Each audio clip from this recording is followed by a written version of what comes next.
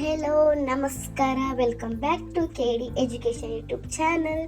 ಇವತ್ತು ನಾವು BA first semester 4ನೇ ಪದ್ಯ ಒನ್ಸ್ ಅಪಾನ್ ಟೈಮ್ ಪದ್ಯವನ್ನು ತುಂಬ ಸರಳವಾದ ರೀತಿಯಲ್ಲಿ ಕಲಿಯೋಣ.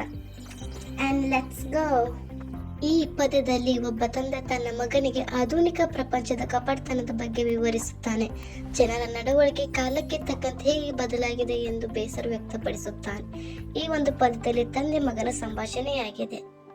ಮೊದಲನೇ ಪ್ಯಾರ, ಕವಿ ತನ್ನ ಮಗನಿಗೆ ಕತೆ ಹೇಳುವ ರೂಪದಲ್ಲಿ ಪದ್ಯವನ್ನ ಆರಂಭಿಸುತ್ತಾರೆ. ಅವರು ಹೇಳುತ್ತಾರೆ, ಒಂದಾನೊಂದು ಕಾಲದಲ್ಲಿ, ಒನ್ಸ್ ಅಪಾನ್ ಅ ಟೈಮ್, ಮಗನೇ, ಜನರು ತಮ್ಮ ಹೃದಯದಿಂದ ಮತ್ತು ಕಣ್ಣುಗಳಿಂದ ತುಂಬು ಪ್ರೀತಿಯಿಂದ ನಗುತ್ತಿದ್ದರು ಎನ್ನುತ್ತಾರೆ. ಆದರೆ ಈಗ ಕಾಲದಲ್ಲಿ ಜನರು ಕೇವಲ ಬಾಯಿ ಬಿಟ್ಟು ಹಲ್ಲುಗಳನ್ನು ತೋರಿಸಿ ನಗುತ್ತಾರೆ. ಅವರ ಕಣ್ಣುಗಳಲ್ಲಿ ಯಾವುದೇ ಪ್ರೀತಿ ಇರುವುದಿಲ್ಲ. ಅವು ಮಂಜುಗಡ್ಡೆಯಂತೆ ತಣ್ಣಗಾಗಿರುತ್ತವೆ.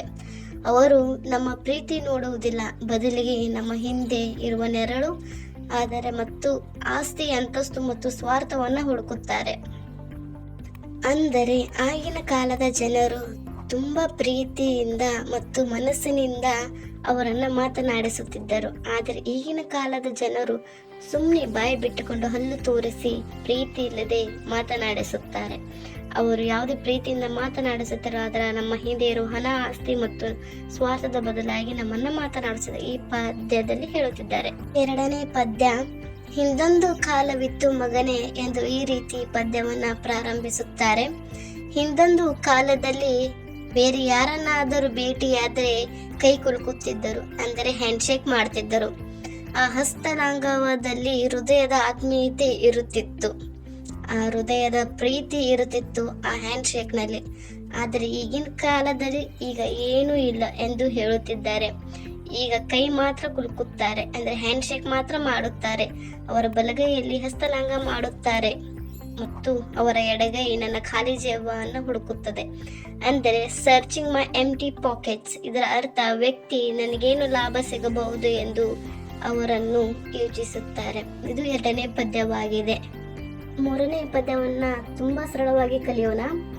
ಯಾರಾದ್ರೂ ಮನೆಗೆ ಹೋದಾಗ ಜನರು ಮುಖಸ್ಥಿತಿಗೆ ನಿಮ್ಮದೇ ಮನೆ ಎಂದುಕೊಳ್ಳಿ ಅಂತ ಹೇಳಿರ್ತಾರೆ. ನೀವು ಗಮನಿಸಿರಬಹುದು, ಯಾರಾದ್ರೂ ಮನೆ ಹೋದಾಗ ನಿಮ್ಮದೇ ಮನೆ ಎಂದುಕೊಳ್ಳಿ, ಸಂಕೋಚ ಬೇಡ ಎಂದು ಹೇಳಿರ್ತಾರೆ. ಹಾಗೂ ಹೋಗುವಾಗ ಮತ್ತೆ ಬನ್ನಿ ಎಂದು ಆಸರೆಯ ಮಾತನಾಡುತ್ತಾರೆ. ಆದರೆ ಹೋಗುವಾಗ ತುಂಬಾ ಖುಷಿಯಿಂದ ಪ್ರೀತಿಯಿಂದ ಮತ್ತೆ ಬನ್ನಿ ಎಂದು ಹೇಳುತ್ತಾರೆ. ಆದರೆ ಕವಿ ಈ ಪದ್ಯದಲ್ಲಿ ಹೇಳುತ್ತಾರೆ, ಅವರು ಹೇಳಿದ ಮಾತು ನಿಜವೆಂದು ನಂಬಿ ಅವರು ಕೂಡ ಒಂದೆರಡು ಬಾರಿ ಅವರ ಮನೆಗೆ ಹೋದರೆ ಪರವಾಗಿಲ್ಲ, 1 ಮತ್ತು 2 ಬಾರಿ ಹೋದರೆ ಸಂತೋಷ ಮತ್ತು ಪ್ರೀತಿಯಿಂದ ಮಾತನಾಡಿಸುತ್ತಾರೆ. ಆದರೆ ನೀವು 3ನೇ ಬಾರಿ ಹೋದರೆ ಸಾಕು, ನಿಮ್ಮನ್ನ ನೋಡುತ್ತಲೇ ಮನೆಯ ಬಾಗಿಲನ್ನ ಮುಚ್ಚಿಬಿಡುತ್ತಾರೆ. ಕವಿ ಹೇಳುತ್ತಾರೆ, ಆಧುನಿಕ ಸಮಾಜದ ಆತಿಥ್ಯ ಎಷ್ಟು ನಕಲಿ ಎಂಬುದನ್ನು ಇದು ತೋರಿಸುತ್ತದೆ. ಇಲ್ಲಿಗೆ ಇಷ್ಟು ಸಾಕು. ನೆಕ್ಸ್ಟ್ ಪಾರ್ಟ್ ಬೇಕಪ್ಪ ಅಂದರೆ ಇನ್ನೂ 4 ಪದ್ಯಗಳಿವೆ.